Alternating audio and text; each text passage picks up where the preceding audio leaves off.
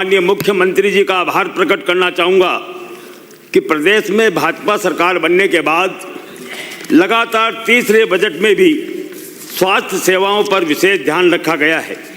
इस बजट में स्वास्थ्य कल्याण के क्षेत्र में 32,526 करोड़ रुपए का प्रावधान किया गया है, जो कांग्रेस के शासन के 2023-24 से 53% अधिक है।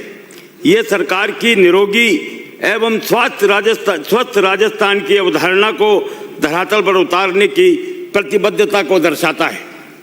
स्वास्थ्य के क्षेत्र में मुख्यमंत्री आयुष्मान आरोग्य योजना मिसाल बनकर उभरी है।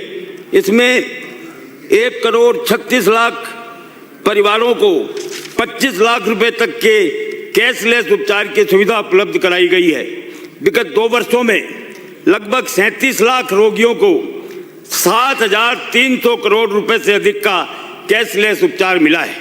इतना ही नहीं, सरकार ने मुख्यमंत्री आयुष्मान आरोग्य योजना के अंतर्गत अभूतपूर्व पहल करते हुए इंटर स्टेट पोर्टेबिलिटी प्रारंभ की है। इससे हमारे प्रदेश के पात्र नागरिक अन्य राज्यों में और दूसरे राज्यों के पात्र नागरिक राजस्थान में इस योजना के अंतर्गत इलाज करा पा रहे हैं। इसमें करीब 30,000 अस्पतालों का विशाल नेटवर्क योजना से जुड़ा है। गंभीर रोगियों को अन्य राज्यों में इलाज का विकल्प मिला है। इस योजना के अंतर्गत 132 नवीन उपचार पैकेज और जोड़े गए हैं, जिनसे रोगियों को लाभ मिलना शुरू हो गया है। इस बार के बजट में इस योजना के अंतर्गत असहाय, विमंदित, लावारिस रोगी जिनका दस्तावेजों के अभाव में इलाज नहीं हो पाता था, उनका भी निःशुल्क इलाज कराया जाएगा। माननीय अध्यक्ष महोदय, लंबे समय से मेरे द्वारा ये मांग की जा रही थी कि प्रदेश के सबसे बड़े बच्चों के जेके लोन हॉस्पिटल जयपुर के 500 बेड की क्षमता का आईपीडी टावर बनाया जाए। मैं धन्यवाद देना चाहूँगा कि इस बजट में इस मांग को भी पूरा किया गया है। इसके साथ ही इस हॉस्पिटल में पेडियाट्रिक न्यूरोलॉजी विभाग की स्थापना की घोषणा भी की गई है। इसके लिए मैं धन्यवाद देना चाहूँगा। RUHS हॉस्पिटल में 200 बेड का पेडियाट्रिक आईपीडी में नियोनेटल ICU भी विकसित करने की घोषणा की गई है। इस बजट में दुर्घटना में जान गंवाने वाले मृतकों के पार्थिव शरीर को हॉस्पिटल की मोर्चरी से घर तक पहुंचाने के लिए निःशुल्क मोक्ष वाहिनी योजना भी शुरू करने की घोषणा की है। इसके लिए भी मैं सरकार को बहुत बहुत धन्यवाद देना चाहूँगा। माननीय अध्यक्ष महोदय, हमारे प्रदेश में लगभग 3,000 छोटे बड़े सरकारी अस्पताल हैं, जिसमें से 2,500 सरकारी अस्पताल छोटे जिलों व दूर दराज के गाँवों में स्थित है, जहाँ करीब 75% स्वास्थ्यकर्मी, चाहे वे डॉक्टर हो, चाहे नर्सिंग कर्मी हो, चाहे पैरामेडिकल के स्टाफ के लोग हों, उनकी पोस्टिंग उन्हीं स्थानों पर होती है। परंतु जहाँ उनकी पोस्टिंग होती है वहाँ वे जाना नहीं चाहता। चाहे सरकार किसी भी दल की हो, अपनी राजनीतिक रसूखों के चलते वे शहरों में डेपुटेशन पर लग जाते हैं। इसका परिणाम यह होता है कि दूर दराज के गाँवों में रहने वाला गरीब व्यक्ति यदि बीमार होता है तो या तो उसको जिला अस्पतालों में जाकर या संभाग केंद्रों पर अपना इलाज करवाना पड़ता है, और कोई यदि गंभीर बीमार होता है तो उसको जयपुर में आकर अपना इलाज कराना पड़ता है। मैं आपके माध्यम से कहना चाहूँगा कि नए डॉक्टर्स की नियुक्ति हो तो उससे कम 50 लाख का बॉन्ड भरवाया जाए और उसको ये पाबंद करें कि 5 साल के लिए उसकी पहली पोस्टिंग दूर दराज के गाँवों में होगी। मैं तो आपसे ये भी मांग करना चाहूँगा कि पूरे प्रदेश की स्वास्थ्य सेवाएं सफलतापूर्वक चले। हर व्यक्ति को जो दूर दराज के क्षेत्रों में रहता है उसको समुचित इलाज मिले। इसके लिए आप ट्रांसफर पॉलिसी लेकर के आएँ। मैं यहाँ तक कहना चाहूँगा कि जो डॉक्टर शहरों में लगता है उसको आप शहरी भत्ता देते हैं। इस शहरी भत्ते को बंद करिए और उसकी जगह जो ग्रामीण क्षेत्र में जो डॉक्टर लगते हैं उनको ग्रामीण भत्ता देने की व्यवस्था करिए। और जो डॉक्टर गाँव में ड्यूटी देते हैं उनके बच्चों को शहरों में अच्छे स्कूल में एडमिशन हो, इसकी भी आप लोग व्यवस्था करिए। क्योंकि कई डॉक्टर से बातचीत होती है तो वो कहते हैं कि साहब हमारी तो ड्यूटी आपने गांव में लगा दी, पर हमारे बच्चों का क्या होगा, उनको अच्छी शिक्षा नहीं मिल पाती। तो प्राथमिकता के आधार पर जो ग्रामीण सेवा में लगे हुए डॉक्टर हैं उनके बच्चों को अच्छे स्कूलों में एडमिशन मिले, इसकी भी व्यवस्था आपको करनी चाहिए। सवाई मानसिंह चिकित्सालय जयपुर में अंतर्राष्ट्रीय स्तर का एक नया आयाम स्थापित किया है।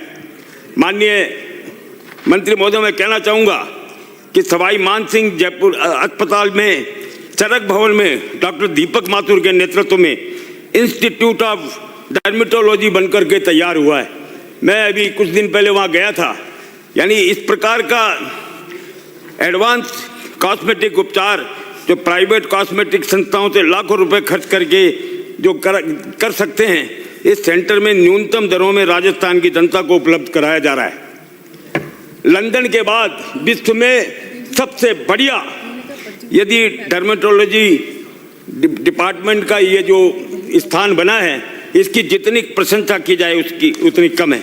इस संस्थान में 6 प्रकार की अत्याधुनिक लेजर मशीनें जैसे diode laser, fractional carbon dioxide laser, excimer laser, ND YAG laser व इलेक्ट्रोजन ड्राइड लेजर स्थापित किए गए हैं, जो समस्त प्रकार के जन्मजात कॉस्मेटिक बीमारियों में काम ली जाती है।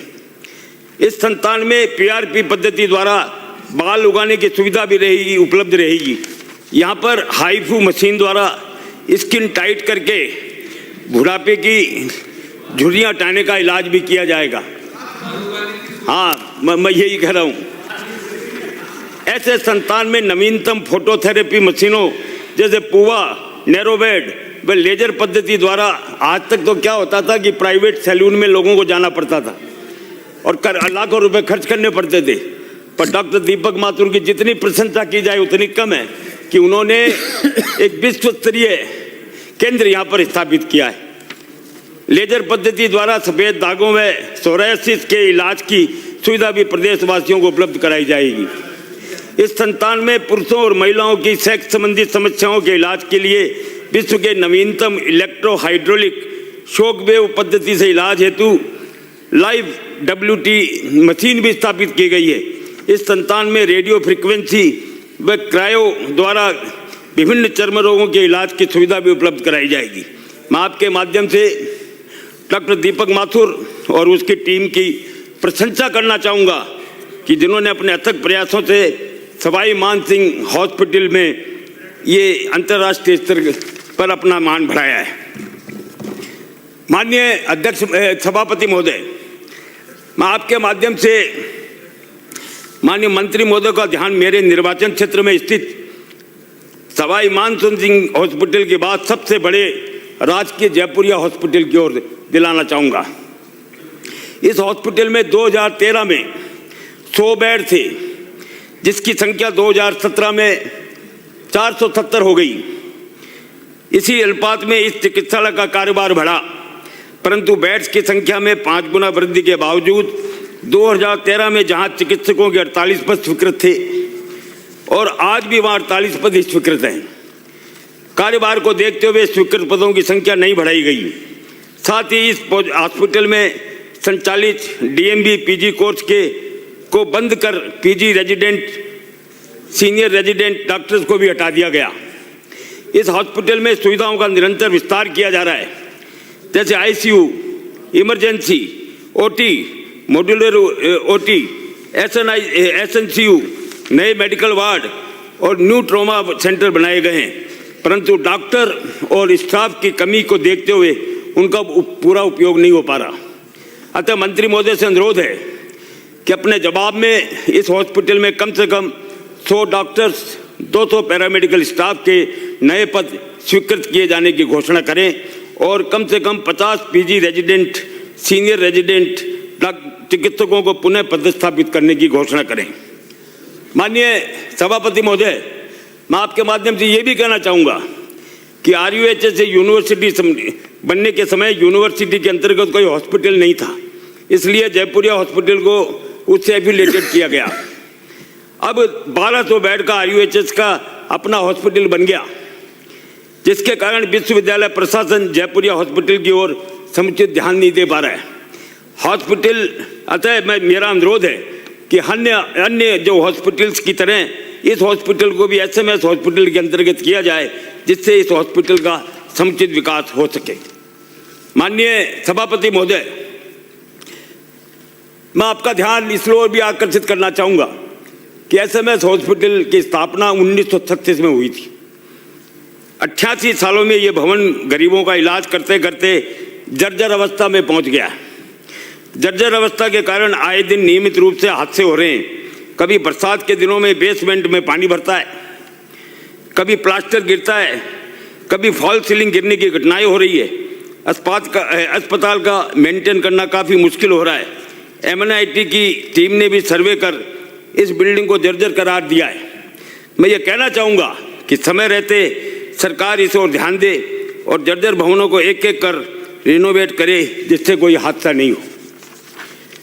SMS हॉस्पिटल ट्रॉमा सेंटर में पिछले 1.5 साल में लगभग 16 जगह शॉर्ट सर्किट से आग लगने की घटनाएं हुई। ट्रॉमा सेंटर में 6 मरीजों की मौत भी हो गई। अभी हाल ही में 24 घंटे के दौरान 2 बार आग लगी।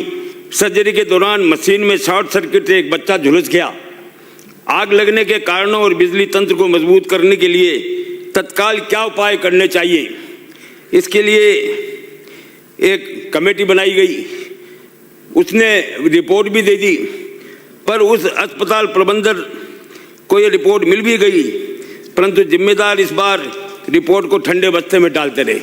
तो मैं माननीय मंत्री महोदय आपसे कहना चाहूँगा कि आप उस रिपोर्ट पर कार्रवाई करें और जो इसके लिए जो भी पुख्ता व्यवस्था हो सकती है वो व्यवस्था करें, क्योंकि आए दिन आग की घटनाएं बहुत ही गंभीर बात है। इसी प्रकार से ट्रॉमा सेंटर ICU में पाइप लीकेज के कारण आधा फीट पानी भर गया। वो तो बढ़िया हुआ कि वेंटिलेटर, मॉनिटर और अन्य जीवन रक्षक मशीनों के बीच में पानी भरने से पूरे वार्ड में करंट फैल सकता था, वो स्थिति नहीं आई। अदरवाइज वहाँ यानी आप देखिए कि उस समय 14 मरीज वेंटिलेटर पर थे। और गनीमत ये है कि कोई जनहानि नहीं हुई, घटना की पुनरावृत्ति नहीं हो, इसके लिए भी आपको ध्यान देना चाहिए। हमारी सरकार ने SMS हॉस्पिटल में से ट्रॉमा सेंटर के मध्य 2013 से 2018 के बीच में जब हमारी सरकार थी तो हमने अंडरपास बनवाया और आज ये सुविधा हो गई कि हॉस्पिटल से ट्रॉमा सेंटर लोग बाग बिना सड़क पार किए चले जाते हैं। इसलिए मेरी मांग है कि मेडिकल कॉलेज और जैकलन हॉस्पिटल इसको SMS हॉस्पिटल में आने के लिए यहाँ भी यदि अंडरग्राउंड बनाया जाए, और क्योंकि हॉस्पिटल बहुत लंबा चौड़ा फैल गया है, इसलिए यहाँ पर रिंग रोड का निर्माण किया जाए तो डॉक्टर्स को भी सुविधा होगी, मेडिकल स्टूडेंट्स को भी सुविधा होगी, मरीजों को भी सुविधा होगी और जो भी आएंगे जाएंगे उनको भी सुविधा होगी। इसके बारे में भी आप निश्चित रूप से बताएं। अब मैं माननीय सभापति महोदय आपके माध्यम से कहना चाहूँगा कि SMS हॉस्पिटल में इम्प्लांट की कमी से नी ट्रांसप्लांट नहीं हो पा रहे हैं। हर महीने जहाँ 70-80 नी ट्रांसप्लांट किए जाते थे, आपूर्ति बंद होने से गत 3 माह में लगभग 300 मरीजों के ऑपरेशन टाले जा चुके हैं। नए मरीजों को 6 महीने तक की वेटिंग दी जा रही है। डॉक्टरों के अनुसार इम्प्लांट खरीद के लिए टेंडर प्रक्रिया जारी है, लेकिन तकनीकी कारणों और शर्तों के बार बार बदले जाने से और टेंडर निरस्त किए जा रहे हैं, इसलिए आपूर्ति नहीं हो पा रही। मंत्री महोदय इस मामले में संज्ञान लें और जल्दी से जल्दी खरीद की व्यवस्था हो, इसे सुनिश्चित करें। SMS हॉस्पिटल के ट्रॉमा सेंटर में MRI, 2D, इको और बेड साइड एक्सरे जैसी बुनियादी जांच सुविधाएं उपलब्ध नहीं है। इसका सीधा असर गोल्डन आवर में आने वाले गरीब मरीजों पर के इलाज पर पड़ रहा है। समय पर जांच नहीं होने के कारण मरीज के उपचारों में देर हो जाती है। लंबे समय से ट्रॉमा सेंटर में MRI, bedside X ray, emergency के लिए पोर्टेबल सोनोग्राफी और 2D मशीन की मांग की जा रही है। इन मशीनों की व्यवस्था होने से तुरंत जांच की सुविधा होगी, जिससे डॉक्टर्स तुरंत फैसला ले पाएंगे और सर्जरी या अन्य उपचार में देरी नहीं होगी। 200 करोड़ रुपए से बने 7 मंजिला SMS सुपर स्पेशलिटी ब्लॉक में पेशाब बंद होना, किडनी में चोट या पथरी के तेज दर्द, किडनी में स्टेंट डालने जैसी मेडिकल इमरजेंसी पर तत्काल इलाज नहीं मिल पा रहा। कई केसेस में तो 1 सप्ताह तक मरीज को इंतजार करना पड़ता है। इसका कारण इमरजेंसी ऑपरेशन थिएटर नहीं होना है। ऐसे मरीजों को इलाज के लिए निजी अस्पतालों में जाना पड़ता है, जबकि पिनाइल और टार्सन फ्रैक्चर ऐसे हैं जिनका तुरंत ऑपरेशन करना जरूरी है। कैंटीन और पार्किंग की सुविधा भी नहीं है SMS सुपर स्पेशलिटी ब्लॉक में। इस ब्लॉक के पीछे खाली जमीन पड़ी है, वो यदि हॉस्पिटल को मिल जाए तो पार्किंग और कैंटीन की भी सुविधा होगी। और जो ये मैंने बताया कि इमरजेंसी ऑपरेशन थिएटर भी वहाँ बनाया जाए, जिससे कि लोगों को SMS हॉस्पिटल में नहीं लाना पड़े। स्टेट कैंसर हॉस्पिटल में इलाज कराने के लिए करीब 1000 मरीज रोजाना पहुँच रहे हैं। मेडिकल एंकोलॉजी में 6 डॉक्टर्स के पद स्वीकृत हैं, परंतु माननीय मंत्री महोदय अभी केवल 2 डॉक्टर वहाँ लगे हुए हैं। CT स्कैन MRI मशीन नहीं होने के कारण मरीजों को SMS हॉस्पिटल 14 किलोमीटर दूर आना पड़ता है। 2 ही डॉक्टर होने के कारण मरीजों को 2-2 घंटे लाइन में लगना पड़ता है। मैं अनुरोध करना चाहूँगा कि 4 डॉक्टर तुरंत लगाए जाएं और हॉस्पिटल में CT स्कैन MRI मशीन लगाई जाए, जिससे मरीजों को तुरंत इलाज हो सके। एक मैं बहुत महत्वपूर्ण मांग आपसे करना चाहूँगा। पहले भी मैंने पिछली बार भी अनुरोध किया था कि हमारे पूर्व मुख्यमंत्री मोहनलाल जी सुखाड़िया के नाम से उदयपुर यूनिवर्सिटी, हरदेव जोशी जी के नाम से पत्रकारिता यूनिवर्सिटी, पर हमारे 3 बार के मुख्यमंत्री और देश के उपराष्ट्रपति जैसे पद पर रहे जिन्होंने गौरव बढ़ाया, माननीय भैरव सिंह जी शेखावत, RUHS जो यूनिवर्सिटी है उसका नाम यदि Bhairav Singh Shekhawat state health university कर दिया जाए तो आपकी भी वाहवाही होगी, और जो हम सम्मान देना चाहते हैं माननीय भैरव सिंह जी को, उसको भी हम पूरा कर पाएंगे। इसके बारे में जरूर आप कहें। मैंने पिछली बार भी ये कहा था। क्या हो गया? और दूसरा जो गणगौरी हॉस्पिटल है, ये हमारे पूर्व मंत्री भंवरलाल जी शर्मा के अथक प्रयासों से वो गणगौरी हॉस्पिटल बना था, और उसका नाम हमने पंडित दीनदयाल उपाध्याय हॉस्पिटल रखा था, परंतु कांग्रेस की सरकार को हमारे महापुरुषों के नाम से एलर्जी है, तो इसलिए उसका नाम गणगौरी हॉस्पिटल कर दिया। मैं आपको कहना चाहूँगा कि उसका नाम भी पंडित दीनदयाल उपाध्याय हॉस्पिटल जो पहले शुरू में रखा गया था, उसका नाम दीनदयाल जी उपाध्याय के नाम से किया जाए। अब मैं आपको बताना चाहूँगा, क्यों साहब गलत थोड़ी कह रहा हूँ? हाँ बरो, हाँ ठीक है। प्रदेश के राजमेश में जो संचालित मेडिकल कॉलेजेस हैं, उनमें प्रोफेसर्स के 443 पदों में से 274 पद रिक्त हैं। एसोसिएट प्रोफेसर्स के 780 पदों में से 593 पद रिक्त हैं। असिस्टेंट प्रोफेसर्स के 1226 पदों में से 728 पद रिक्त हैं। बड़ी संख्या में पद खाली होने की वजह से NMC ने 23 कॉलेजों पर जुर्माना भी लगाया है। मेरा अनुरोध है कि इस मेडिकल कॉलेजों में रिक्त पदों को भी भरा जाए। एक बात मैं और माननीय, बड़ी महत्वपूर्ण बात है कि हमारे प्रदेश में 46,700 मेडिकल स्टोर्स आज कार्यरत हैं। अभी कुछ दिन पहले आपसे प्रतिनिधिमंडल भी मिला था। खाद्य सुरक्षा और औषधि नियंत्रण विभाग ने निर्देश दिए कि अब किसी भी मेडिकल स्टोर का नया लाइसेंस नवीनीकरण तभी होगा कि जब मेडिकल स्टोर संचालन की जगह कमर्शियल होगी। इनमें से करीब 35,000 मेडिकल स्टोर बिना व्यापारिक स्पेस के चल रहे हैं। इस नए नियम से इन दुकानों का संचालन पर संकट खड़ा हो गया। और मैं आपको ये बताना चाहूँगा कि ये जो नियम है ये केवल राजस्थान में है, हिंदुस्तान के किसी भी स्टेट में इस प्रकार का नियम नहीं है, तो इस नियम को तुरंत वापस लें। और नहीं तो ये 35,000 यदि दुकानें बंद हो गई तो लोगों को दवाइयाँ कहाँ से मिलेगी? इसके बारे में भी निश्चित रूप से आपको अपने जवाब के अंदर कहना चाहिए। एक बात मैं और कहना चाहूँगा कि SMS हॉस्पिटल हमारे प्रदेश का सबसे बड़ा हॉस्पिटल है, और हमारे प्रदेश का ही नहीं, उत्तर भारत का सबसे बड़ा हॉस्पिटल है। यहाँ हम डॉक्टर को प्रशासनिक पदों पे लगाते हैं, वो प्रैक्टिस नहीं कर पाता और प्रशासनिक कार्यों में वो दक्ष नहीं होता। इसलिए कम से कम SMS हॉस्पिटल में प्रशासनिक अधिकारी की नियुक्ति की जाए, किसी IAS की नियुक्ति वहाँ पर करें, जिससे कि वहाँ प्रशासन की व्यवस्था सुचारू रूप से हो सके। क्योंकि हम रोज देख रहे हैं, कभी आग की घटना 18 में से 18 आग की घटनाएं, 18 महीने में 16 आग की घटनाएं हुई। कभी पानी टपकता है, कभी फॉल सीलिंग गिरती है। तो यदि प्रशासनिक IAS अधिकारी कोई होगा वहाँ, तो निश्चित रूप से डॉक्टरों को भी निजात मिलेगी और वो काम भी होगा।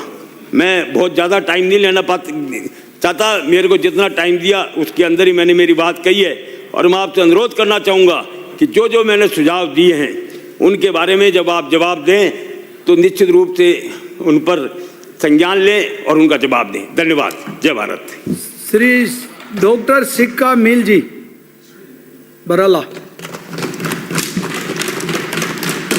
सभापति महोदय, आपने मुझे मांग संख्या 27-28 चिकित्सा एवं स्वास्थ्य चिकित्सा शिक्षा पर मेरे विचार रखने का मौका दिया, उसके लिए आभार। सर्वप्रथम